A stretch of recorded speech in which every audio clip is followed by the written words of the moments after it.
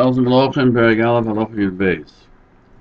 Rambam says, Moshe Melech ben Melech, you do not have to anoint a king with the son of a king, unless there was a disagreement. And we continue in the Peirush Melochim, or a war. Then, what's the reason that you do? And the reason that he's anointed is to remove the disagreement. That's why Shlomo Melech was anointed. Adoniyo was the son of Chagit, who wanted to be king, and there was a question.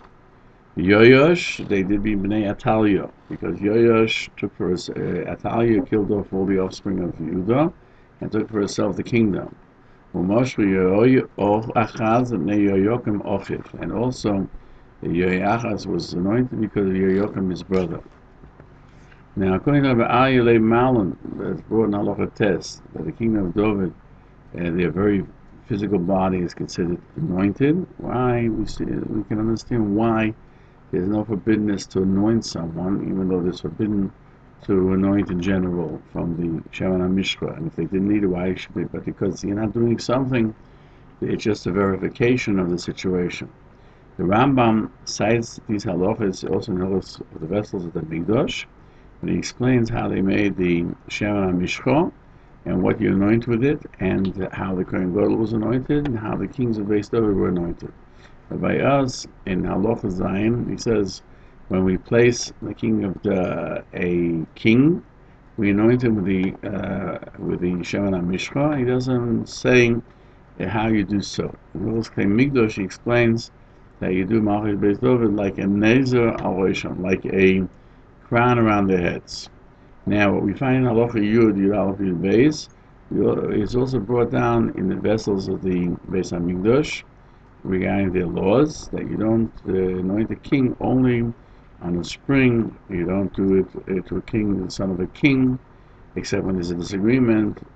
And who bono b'kerev Yisrael, because it says in the Pasuk, in the passage in Dvarim 17:20, he and his children in the midst of Israel, that the kingdom goes over with inheritance, and there's no need to anoint a king, son of a king, because he inherited his father, therefore he's king.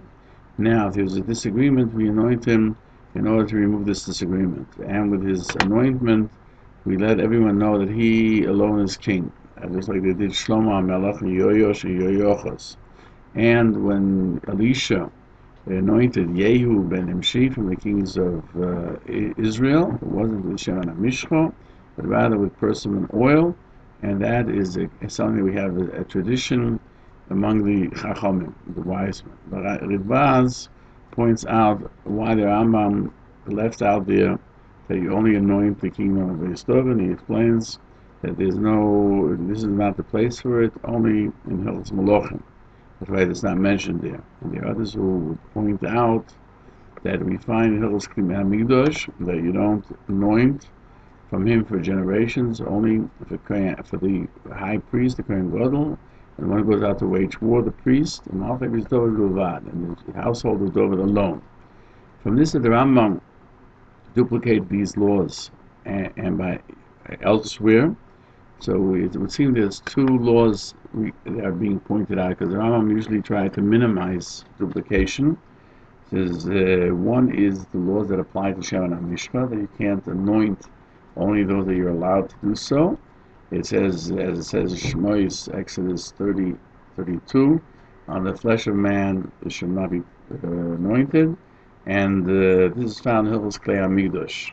It has to do with the Shevan HaMishra, and two, the establishment of a king. So you appoint a king with anointing with the Shevan HaMishra, and not the kings, only kings of household of David, not the kings of Israel. That he tells us this in Halacha Yud Aleph 11, that when you do anoint the kings of David, you do not do them only. You don't anoint them only on the well and a spring, and in order that their kingdom should be continuous. Because those are laws of kings. Rambam also brings in the laws of vessels as part of what is permitted to the oil. what you're allowed to use it for. Therefore, he mentions it. Lechem Mishnah questions that you don't anoint a king, the son of a king, only when there's a disagreement or a war. In the Gemara in Horayos 11b, that they said only because of the disagreement doesn't mention war. Now, this Midrash, he also mentions, the Rambam himself only mentions disagreements, and the Mishnah answers that when there's no real disagreement, but the people are murmuring, it's called a war, and therefore both are included, not because of the war, but also if they are murmuring. The Chidah cites that the Mikroy Kodesh Ablafias says they was called a Moifis Hador. He was from the elders of the generation. He was Rav in Izmir, and he established the Jewish existence in Tveria. That's where he is buried. He explains that the Rambam had difficulty to question the case of Mishnah. Why was Shaul anointed even though there was no disagreement? Therefore, the Rambam adds that for war, is considered like a disagreement. And since in the days of Shaul there was a war, they had to anoint him. In a Bryce, we find that Shlomo and Yoash were anointed because of the Machlokes. It doesn't mention that Yehu was anointed because of the disagreement. Here too, the Rambam only mentions Shlomo, Yoash, Yoachaz, and not Yehu. But when it comes to regarding the vessels of the Mikdash, he doesn't mention him.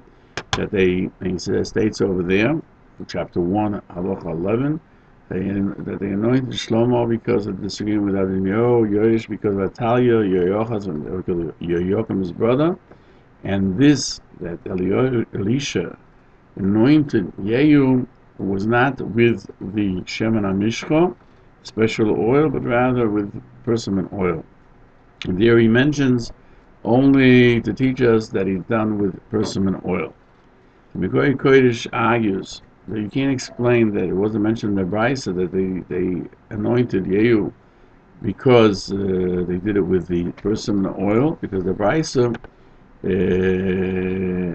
cites Yoachaz, who was also anointed with persimmon oil. Yoachaz was king after Yoshio HaMelech had already hidden the Shemen HaMishcha together with all the other, with the ark and other vessels. The reason that it's not mentioned in the Brisa that they did Yehu, because of the argument, is because he did not have a rule of a first king that you do even without a machlokes. Comes with the opinion that he doesn't mention Shaul because Shaul was because he was the first ruler king of that dynasty, not because it was a time of war. So according to the Brisa, the first Brisa, you anoint also a first king. Therefore, they didn't mention Yehu. According to Machabulafia, he does not pass like the case of Mishnah that you do not have to anoint the first king, but he's of the opinion that you do anoint him even when there's no disagreement, and therefore they did Shaul and Yehu. The Brisa, the second one, seems to say only Yehu because of disagreement, because the Tana was of the opinion that you don't have to anoint a first king. The Kodesh explains that the Rambam learned that it doesn't mention the Brisa Shaul because he was anointed because of the war. The Brisa's source is found is a source for his words that he mentions because of the war you do anoint a king, and not like the case of Mishnah that since Shaul was the first of the line, they did not anoint him. The Chidah explains that the intent of the case of Mishnah is to the war that Nochash Melech Ammon came to fight against the Jewish people in the days of Shaul, like the Kliyokar of the Marash and Niado, who writes Klechem Dal HaTorah Kliyokar al Neviim, who says that Yisrael aroused themselves to ask for a king when Nochash Melech Ammon wanted to fight them. Thus we find that Shaul was appointed like the Beis Yosef because of war. The Chidah questions why did they have to anoint when non-Jews come to fight. It's enough that they appoint him rather than anoint him, Furthermore, he points out that the Rambam began Halacha Yud Beis because of the disagreement and because of the war. He concludes that this is to take away the disagreement, and he doesn't say to remove the war. Furthermore, in Peirush HaMeir, he writes that when there's a disagreement, you anoint the king in order to remove the disagreement from the people. They should know that this one that was anointed is the king, and they should be fear him. He brings proof in the time of the war, you anoint. And the question is, he starts off with disagreement, he ends and he mixes in war. Therefore, the Chidor agrees with the Lechem Mishnah that the war that's mentioned here is a war amongst the people as to who will be king. Disagreement between the people. When the people murmur, it's called a war regarding the kingdom. The Gufi Halachas, besides the language of the Rambam and Halacha Yud, you do not anoint the king of the kings of Israel with the special oil, only with persimmon oil, and he concludes you don't do so only to the seed of David. Lechem Mishnah questions that in the end and the beginning he writes the same thing. He explains that the intent is that the kings of Beis David you do anoint with the Shemen HaMishcha. Rashi Gazi pushes this off. It's not the custom of the Rambam to go on a halacha that he already said. And therefore, he explains, like the case of Mishnah, that the narration of the Rambam comes to teach us only Malchei Yisrael are anointed with the persimmon oil when there's a disagreement. When there's no disagreement, you do not anoint them at all. At the end, he adds, and you don't anoint only from the seed of David. Even the first king of Malchei Yisrael, you don't anoint with persimmon oil, because when the Halacha says only with persimmon, you can infer that you do so, even when there's no disagreement. Therefore, he says that you only anoint them with Shemen HaMishcha, only the first king of the kingdom of David, but not the first king of Malchei Yisrael.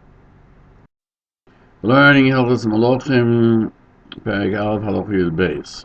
What we learned in the Rambam is the opinion that Shaul was anointed with Shemen HaMishcha, and the case of Mishnah said that they did it because he was the first king on Klal Yisrael, and Shaul had Shemen HaMishcha, and the Rambam cites the pasuk that Shaul was anointed. The Rambam is the opinion that he was anointed. The Rashi Gazi says the opinion that Shaul was only anointed with persimmon oil, not with the. It does not accord with the Rambam's opinion.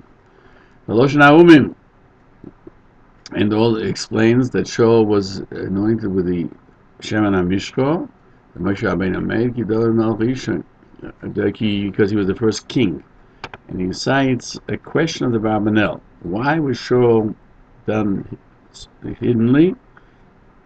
No, it had to be done hiddenly because Shaul was still king.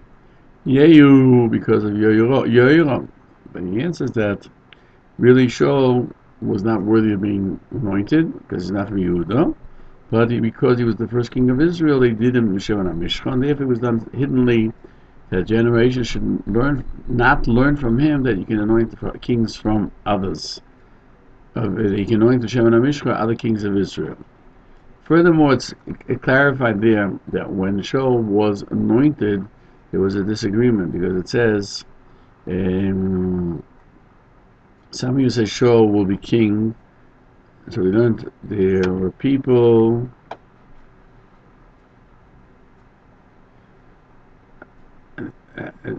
Tana, we learned Hanoshim. Whoever says Shaul will be king over us, give us the people, we will kill them. And they said Shaul will not kill anyone today because today Hashem did a great salvation for Yisrael, that they conquered over the children of Ammon, and therefore it was reason to anoint Shaul as king. Now, when the Rambam says you don't anoint the king, the son of a king, because the Mishnah cites a Bryce in Horius, the Yerushalmi, that they anointed Shlomo and Yoash, and they anointed Yoachaz and Yoakim because of his brother.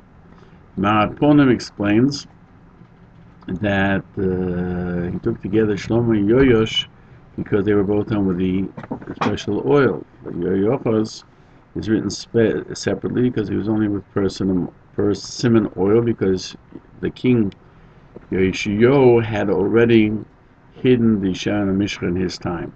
Halacha Mishnah points out that in Hilchos Yesodei he puts them together.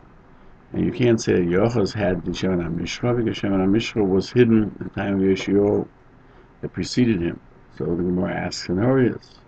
The Karen Oira clarifies that the Gemara is, according to Rabbi Yehuda, that at the time of with the destruction of the Beis Hamikdash, he hid the Aron in its place, and together with it the special oil. Thus, in the days of Yochas, there was no Shemana Mishra. But according to the one who says that the Aron went to Bovel after the destruction of the first Beis Hamikdash, all the days of the Bayis Rishon, the Shemen was around, and therefore they could have anointed the Yochas with the special oil. The Amos of the opinion that only in the days of the second temple they didn't have the Aron. It would mean that the entire first period of the Beis Hamikdash they did have it, and it went to Bovel, and therefore we understand the words in Hilchos Hamikdash that the Yochas they anointed with the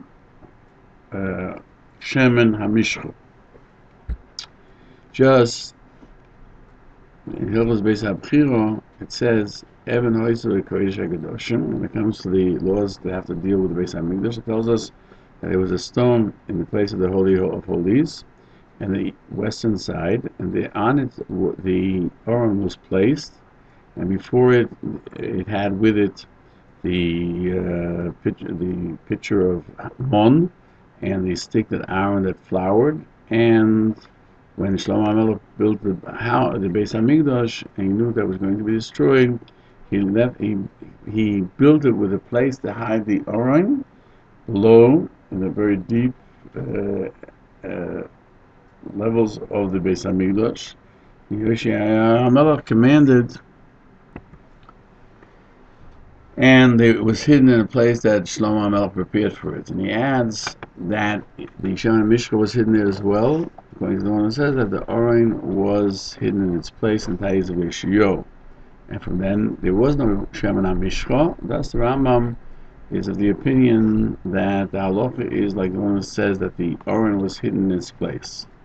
The Hilchos Chinuch in Mitzvah 107 says that Melech HaMashiach will be from the seed of Shlomo, because the kingdom is an inheritance to him and to his children. You don't have to be anointed. And even though there are many generations that the kingdom has been interrupted, that doesn't stop the inheritance. But if we'll say that somebody who comes from someone who needs to be anointed, when Klal Yisrael rebelled against Rechavam, they didn't accept the kingdom of Rechavam and his seed, they would need to be another anointment. Then Melech HaMashiach will have to be anointed as well, even though there will be no disagreement. Now, let him come and show us, and we'll know whether he needs to be anointed or not, as soon and swiftly in our